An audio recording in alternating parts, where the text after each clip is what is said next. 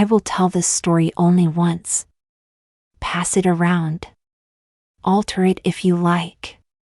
But once I am done with the story, I want nothing more to do with it. Reliving the experience is bad enough, and I will not do it twice. Not long after my 10th birthday, my parents shipped me off to Schroon Lake in upstate New York, where my auntie and uncle lived with their son Harry. My parents said it would be a good chance to reconnect. I hadn't seen any of them since I was 4. As a child, I accepted the reasoning. In hindsight, I think my parents wanted a romantic week to themselves. Also, Harry was an antisocial boy in desperate need of friends like me. Although their house was small, the dense forest stretched for miles in every direction. What a lonely life, I remember thinking. Not a single neighbor in sight.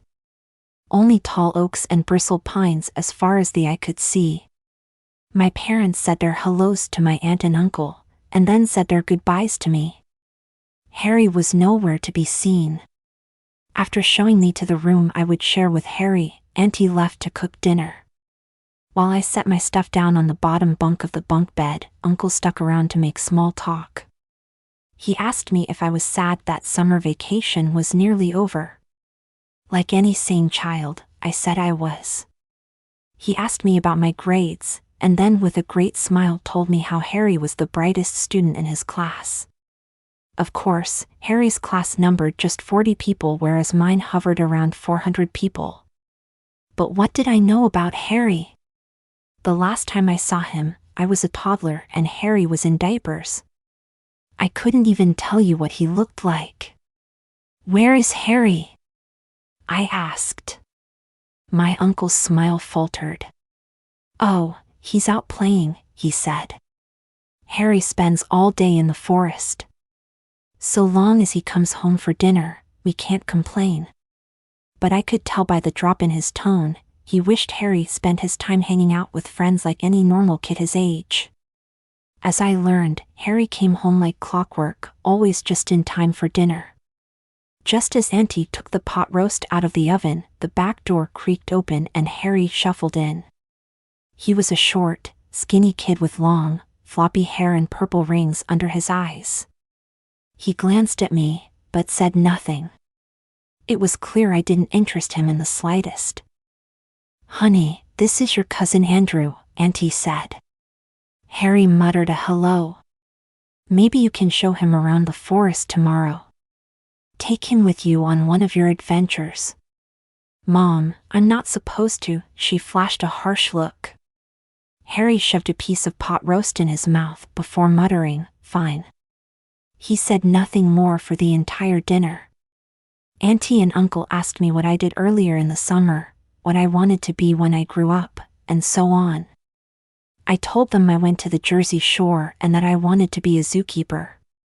To be polite, I asked Harry about himself. But Uncle answered for him, as if he wasn't there. "Harry went to art camp," he said. "He wants to be an artist. When he's not exploring the forest, he's doodling in his sketchbook." Harry didn't look up from his food. When we finished eating, Harry fetched his sketchbook and sat down on the couch.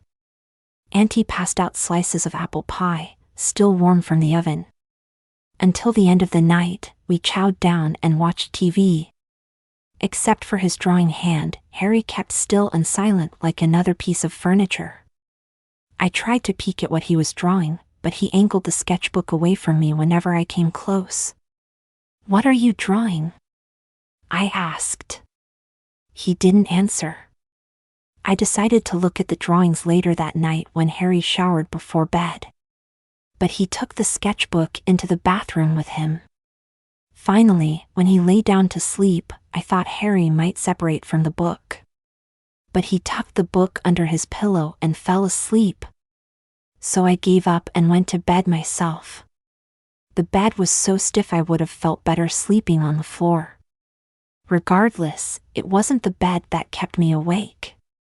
It was Harry's feverish mumblings. I haven't the slightest idea what he was saying. "To some mokai to malo emoina makhar so." It sounded like utter nonsense to me, a completely different language, harsh and guttural. Of course I didn't think anything of it. I just wanted to sleep. The next day, Harry took me into the forest. The trees loomed high over us, and the thick canopy of leaves drowned the woods in twilight. Dirt trails wove through the area like veins on a giant, earthen body. But they were not smooth, clean-cut trails. They were rough, bumpy paths carved out of the forest from frequent use. "Where are we going?" I asked Harry. "I need to meet my friends," he said. Then as an afterthought, he said, "Mom wants me to show you the lake first." Harry took me along one of the many paths. I could tell he hadn't taken this path in a while. Grass had started to creep up across the path's edges, and the only footprints were those of the small woodland creatures. Sunlight streamed down on us in brilliant gold rays as the tree cover broke. Shroon Lake expanded before us, its surface as sleek and shiny as a mirror's edge. I immediately took off my shirt and jumped into the cool, calm water. Harry stood on the sandy shore. "Wait here," he said. "I'll be back." Before I could ask where he was going or when he'd be back, Harry had disappeared into the forest. Since I didn't know the way back home, I had to wait. I swam until my limbs shivered from the cold water. Then I lay out in the hot sun until sweat dripped down my forehead. Then I waded out into the lake and stared at the line of trees bordering the water. Half an hour had passed, and still Harry hadn't returned.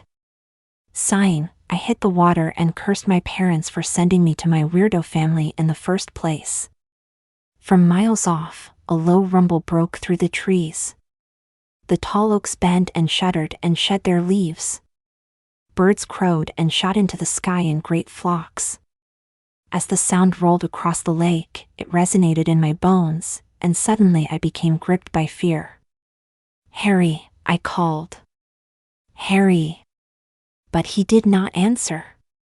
I fled the lake and redressed. For another half an hour, I paced back and forth, waiting either for Harry or for whatever made that massive roar. Although I could not say how I knew, I was certain something ancient had made that noise, something beyond the history or understanding of man. When Harry returned, sweat soaked the collar of his shirt and a splatter of blood stained his right sleeve. As always, his demeanor was calm. "Let's go," he said. "It's time for dinner." "Harry, did you hear that?" I said. "I did," he said. "What was it? What happened? Where did you go?" "I was with my friends," he said. "We returned home along one of the many paths." "But what was that noise?" He wouldn't answer. I asked him many more questions, but he wouldn't answer any of them. When we reached the door to his house, Harry stopped. "Don't say anything to my parents," he said. It seemed outrageous to ignore what I'd heard, but Harry's parents wouldn't believe me if I told them. Worse, perhaps they already knew and didn't want to talk about it. That evening, we ate dinner, watched more TV, and finished off Auntie's pie. Harry spent the night scribbling in his sketchbook. As always, he guarded the contents of the book closely, even when he slept. And again Harry interrupted my sleep with his nonsensical muttering. "Ston upno kai sto kupnama, e my o Makhar so." It was connected to the noise I had heard. I knew it. Regardless, I couldn't make sense of it and soon fell asleep from exhaustion. The next day followed the same pattern as the day before. Harry guided me through the forest. Then he left me behind at the lake. Half an hour later, a loud bellow shot through the woods. Half an hour after that, Harry returned to guide me home just in time for dinner. It was an unspoken schedule we followed religiously. However, on the fourth night, Harry left his sketchbook on top of his bed. I was a guest in his home, so I knew I should have allowed him his privacy. But naturally, I couldn't contain my curiosity. As soon as I heard the shower turn on, I opened the sketchbook. The first few pages depicted animals picked apart and tortured, limbs impaled, skin flayed, muscles bare, bones cracked. The body parts were rendered with vivid detail someone could only imagine if they had seen it themselves. I flipped through the pages as quickly as I could. Before long, I realized I was no longer looking at the bodies of squirrels, rabbits, and deer. The tortured bodies were those of men and women stripped bare of more than just clothing. My heart skipped as the shower shut off. I turned one last page. Unlike the other drawings, this one portrayed a group of men and women in a ring around a fire. The fire burned high, but not high enough to hide the figure behind it. On the far side of the fire, an immense creature, tall as the trees, hunched over its bony body. It leaned on its arms, which were twice as big as its torso. Long strands of hair hung over its head. Because of the hair, I could not see the creature's eyes, but I could see a pair of lips that stretched across the entirety of its face. Despite its hideous appearance, no one in the ring looked at the creature. Instead, they bowed their heads in reverence. I stared at the picture as long as I could, but time was limited. I closed the book and settled into my bed just in time for Harry to return. Falling asleep was extra hard that night. A normal child might have told Harry's parents or called his own parents to get him the hell out of there. But I couldn't do it. Not yet. I needed to see what was in the woods. The next day, I followed the unspoken schedule. By now I had memorized the path to and from the lake, but Harry guided me there out of habit. As soon as my feet touched the sand, he stopped to speak. "Let me guess," I said, "wait here?" For the first time, a smile appeared on his lips. He hesitated for a moment, and then entered the forest without a word. He knew I'd wait there for him as always. But instead I followed Harry just far enough to see him without being seen myself. We trekked through the woods for 10 minutes. Our path was fairly linear, but many other paths branched off from ours, perhaps leading to other homes. I stepped lightly and avoided sticks and leaves when I could. Not once did Harry suspect I was following him. Then, after 10 minutes, the trail veered right and Harry disappeared from sight. As I neared the sudden turn, I could see the trail exited onto a wide glide.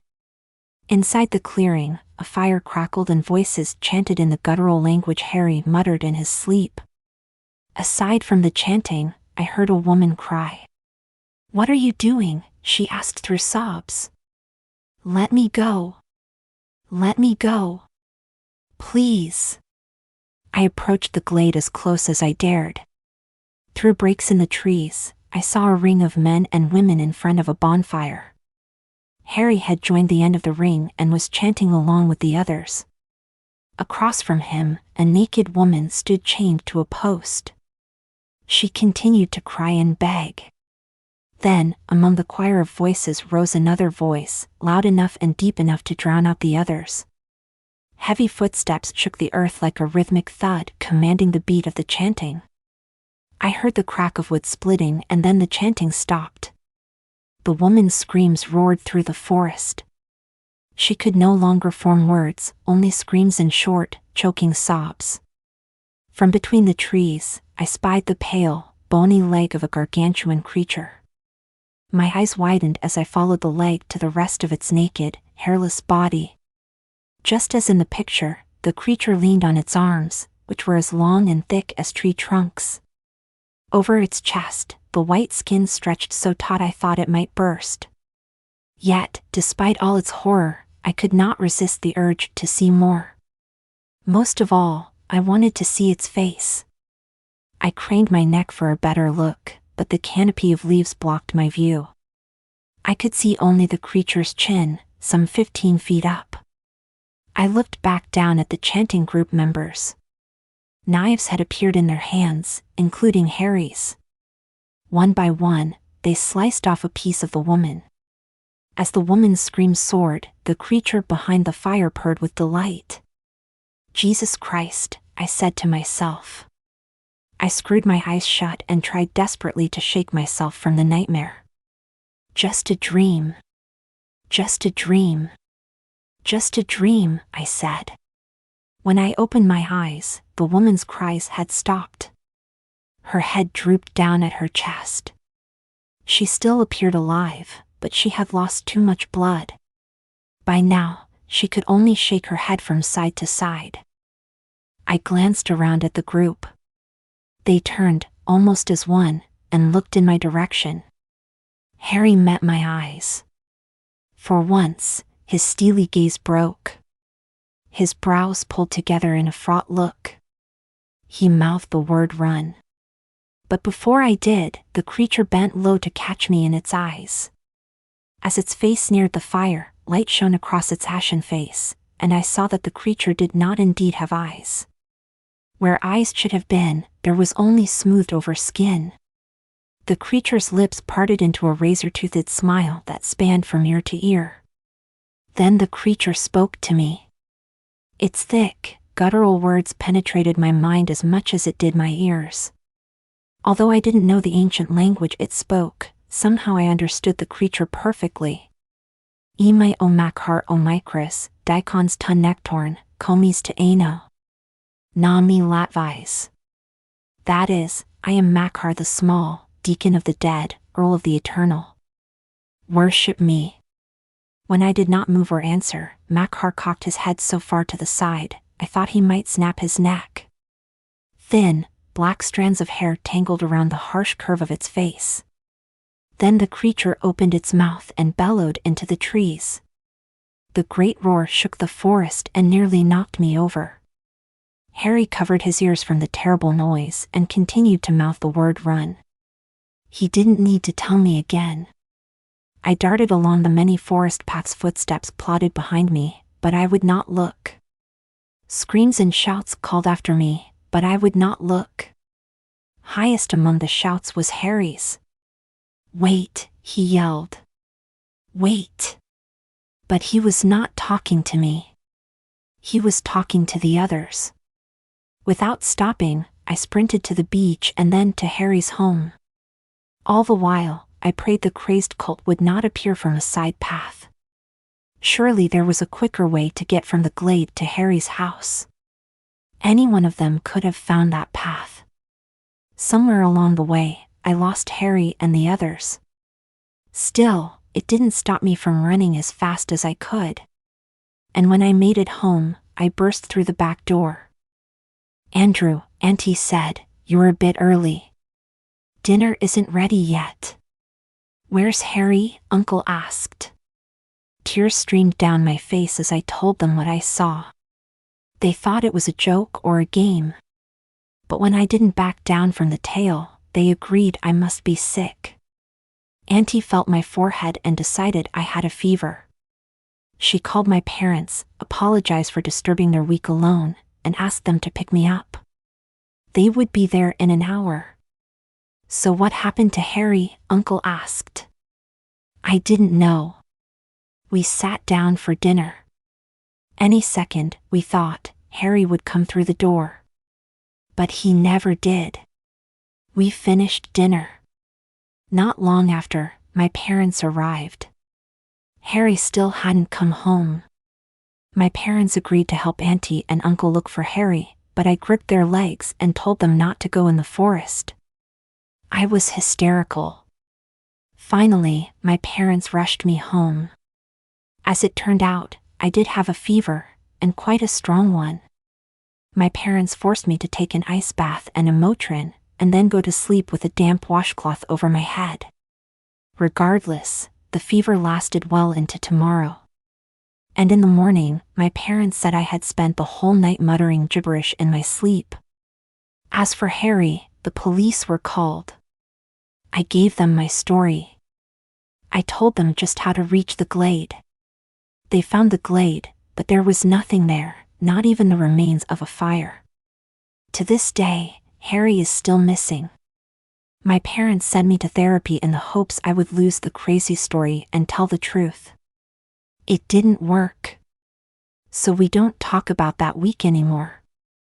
We've all tried to forget about it. In fact, this is the first time I've talked about it in years. For a while, I forgot about Harry and Makhar the Small. I found a steady job, bought a cramped apartment, and met a beautiful girl. She stayed at my place the other night. Her presence put me at such peace that I fell asleep in an instant. But she woke me early in the morning. "You were speaking in tongues," she said, "and your smile, your wide, wide smile.